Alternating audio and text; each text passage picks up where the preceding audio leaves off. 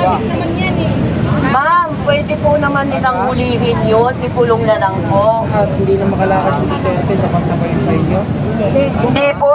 Ang kailangan po talaga yung, basta yung ano po yung dapat natanggapin niya, yun po dapat ang dapat niyang matanggap. Bumibili lang po ng kape yung asawa ko.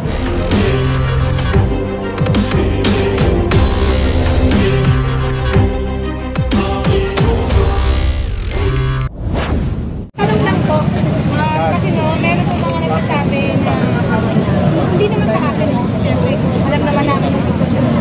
May nagsasabi po na, dapat lang nangatin yan kasi nangatin naman yan eh. Ma'am, pwede po naman nilang hulihin yun, ikulong na lang po.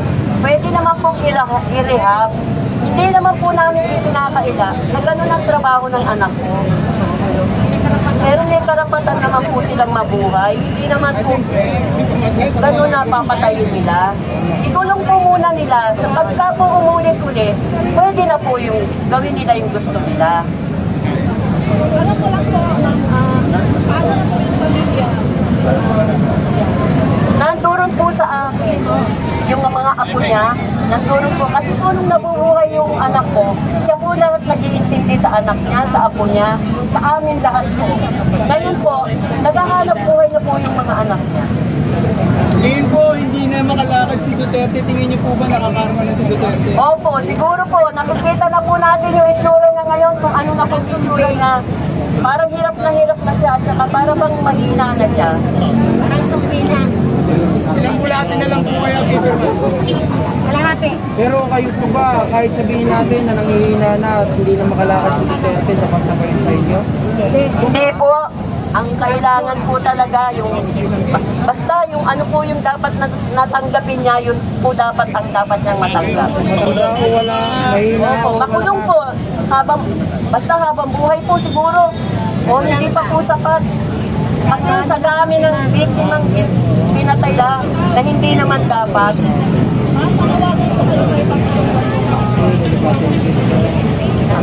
Sa atin pong presidente, sana po payagan nyo ang ICC na makapasok dito. Bigyan nyo po ng justisya yung mga pamilya namin na naging biktima ng PCC. Sana po tulungan nyo po kami. Pangulong Bongbong Marcos, malaki pa po rin ang tiwala namin sa inyo nang matutulungan nyo rin po kami sa mga hinihiling naming katarungan.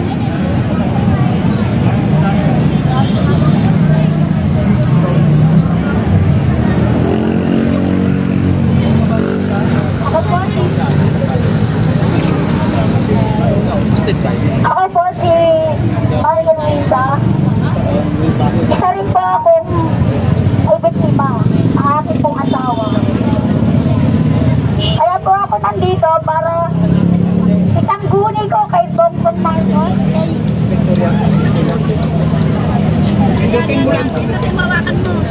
Huwag mong bitawan. Isang guni ko po sa ating presidente na bigyan ng papasukin po natin yung ICC para mabigyan ng katarungan ang aming nawala sa buhay. Na mabigyan ng justisya. Bumibili lang po ng kape yung asawa ko nang siya'y ipinatay. Anong pangalan ng asawa niyo? Edward Valiente po. Bumili ng kape lang. Bago sila. Marami guys, no? Bumili, no? Bumili lang ng kape, Bumili ng kape. tapos pinatay. Huwag ka na Bumili bumili lang ng po siya kape. ng kape. Hindi na ako bibili ng kape. Kasi po, kasama po siya sa mga tigtig kahit hindi po gumagamit. Napasama po siya kasi po, yung po sa aming lugar, may kota-kota po ang mga pulis. Kailangan makapigpiling katao sila sa pagpatay. Pag-train mo. Yun po, salamat po. Kota-kota po talaga doon.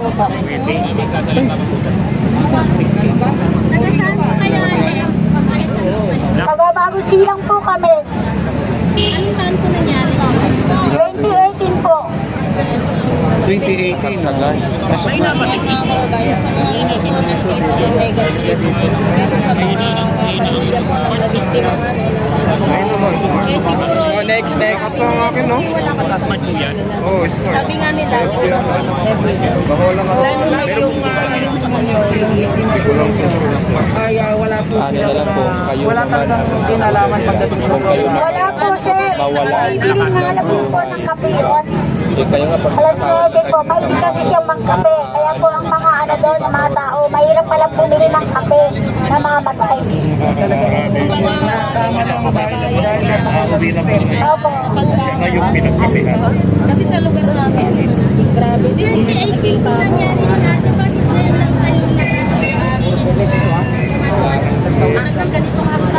Para sa kanya. Matagal na po kami na sumasama sa mga ganitong ano, rally-rally po. Tagal na yung Ipinaglalaban po namin yan.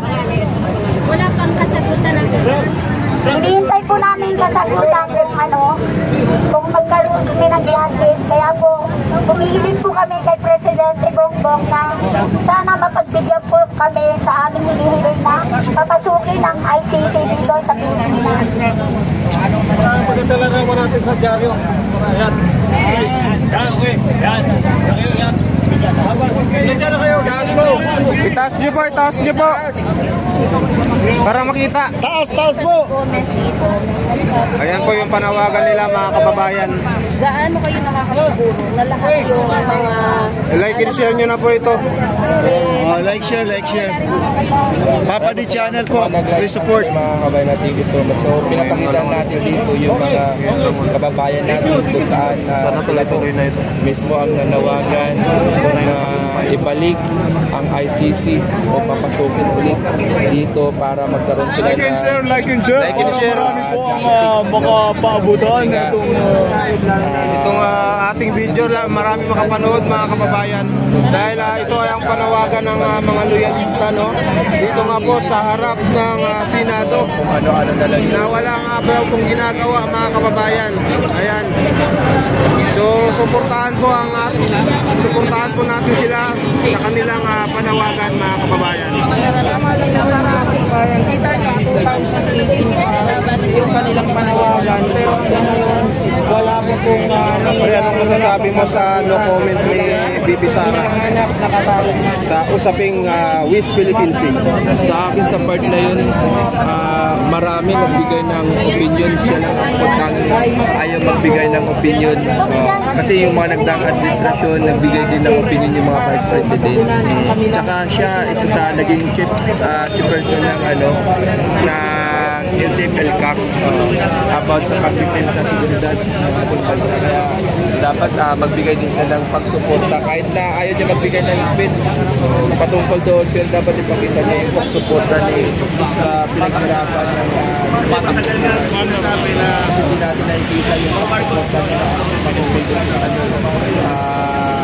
pagbibiyak ng presidente natin para lang lumakot sa bawat